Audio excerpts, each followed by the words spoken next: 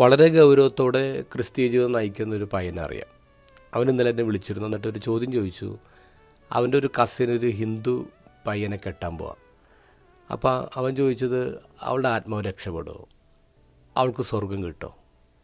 അപ്പോൾ ഞാൻ പറഞ്ഞു, എടാ ഇവളെനിക്ക് നന്നായിട്ട് അറിയാം, ഈ ഒരു കാരണം പറഞ്ഞുകൊണ്ട് ഈശോ എന്തായാലും സ്വർഗ കവാടം അവൾക്കെതിരെ അടക്കില്ല. പിന്നെ ദൈവത്തിൻ്റെ കസേരയിലിരുന്ന് മറ്റുള്ളവരെ ജഡ്ജ് ചെയ്യാൻ നമ്മൾ ആരാണ്? അപ്പോൾ അവനെന്നോട് ചോദിച്ചു, അങ്ങനെയെങ്കിൽ പിന്നെ എങ്ങനെയൊക്കെ ജീവിച്ചാൽ പോരാച്ച? ഈ ഒരു ചോദ്യം വളരെ ഏജ് ഓൾഡ് ചോദ്യമാണ്. വർഷങ്ങൾക്ക് മുമ്പേ ആൾക്കാർ ചോദിക്കുന്ന ചോദ്യമാണ്. ധൂർത്തപുത്രൻ്റെ ഉപമയിൽ മൂത്ത മകൻ അപ്പനോട് ചോദിക്കുന്ന ചോദ്യമാണ്, ഒരു കുശുമ്പുള്ള ചോദ്യമാണത്. എന്താണ്? ഈ ഇളയവൻ അവന് സ്വത്ത് മുഴുവൻ ധൂർത്തടിച്ച് വേശ്യകളിലൂടെ നടന്ന് തിരിച്ചു വന്നിട്ട് നീ അവന് വേണ്ടി ഒരു കാളക്കുട്ടിയെ കൊന്ന് പാർട്ടിയെ കൊടുത്തു. ഞാനെന്നും നിൻ്റെ കൂടെ ഉണ്ടായിരുന്നില്ല, എന്നിട്ട് എനിക്കും കൂട്ടുകാർക്ക് വേണ്ടി നീ ഒരു പാർട്ടി പോലും തന്നില്ലല്ലോ. ഒരു കുശുമ്പുണ്ട് ആ ചോദ്യത്തിൽ.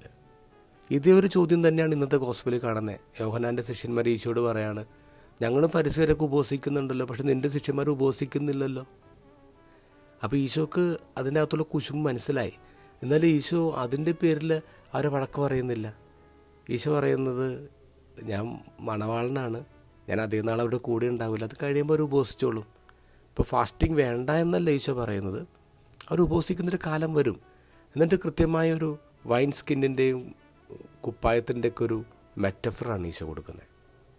ഇന്നത്തെ ഗോസ്പൽ വായിച്ചു കഴിഞ്ഞപ്പോൾ എനിക്കിങ്ങനെയാണ് പ്രാർത്ഥിക്കാൻ തോന്നിയത്, ഈശോയെ, ഞാൻ പഴയ തോൽക്കുടമാണ്, അങ്ങനെയെങ്കിൽ നീ എന്നെ ഒന്ന് റിന്യൂ ചെയ്യ്, എന്നിട്ട് നിൻ്റെ പുതിയ വീഞ്ഞ് എന്നെ നിറയ്ക്കുക പ്ലീസ്.